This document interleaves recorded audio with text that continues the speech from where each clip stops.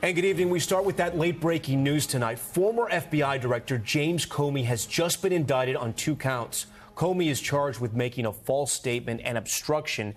The U.S. Attorney's Office for the Eastern District of Virginia says it is related to his testimony before a Senate committee on September 30th, 2020.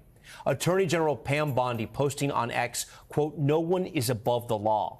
For days, the DOJ has been weighing whether to charge the former FBI director. And moments ago, the president posting this on Truth Social, quote, "Justice in America," adding that Comey is, quote, "being held responsible for his crimes against our nation."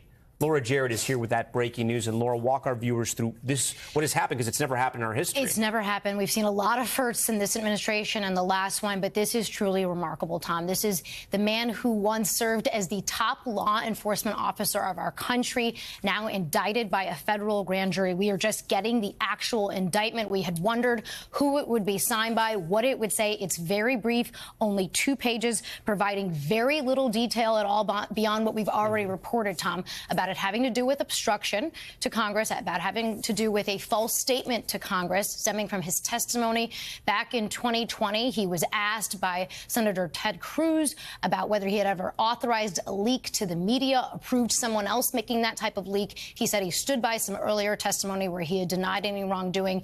And so that is, at least according to this indictment, what all the case involves has to do with that exchange with Ted Cruz. We'll see whether more comes out. You can always have a superseding indictment where you add some more meat on the bones. But as of right now, we are not getting much more.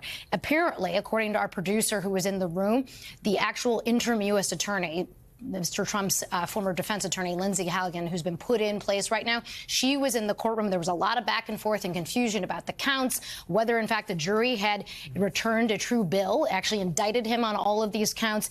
But it's rare to have the U.S. attorney herself in the courtroom. So I think sort of signals how the Justice Department was searching for someone to bring these charges, which the president, again, of course, had demanded for quite some time. All right, Laura Jarrett, we thank you for that. Stand by for us. We also want to go to our Chief Justice and National Affairs correspondent, Kelly O'Donnell, who's been tracking this for us as well. Kelly, take us inside the Department of Justice over the last few days.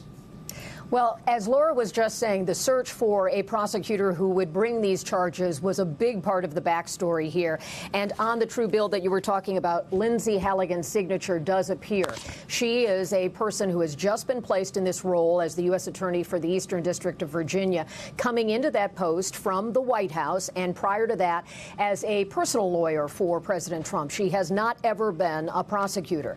She came to the job after the longtime person in that role, who had been supported by others in the legal community as a strong lawyer, resigned abruptly, and later the president said he was fired in what we believe to be, based on our reporting, a dispute over this case, not believing there was sufficient evidence to bring it to a grand jury, to bring it to federal charges. And his exit, which was a lot of drama for the Eastern Virginia district, then led to a close friend of the president, an associate of the president, becoming part of this. And now her signature, her fingerprints, and the political imprimatur of the president is certainly on this, with the president posting about it tonight, and also next steps still to be determined if we hear from Comey or his counsel. Tom?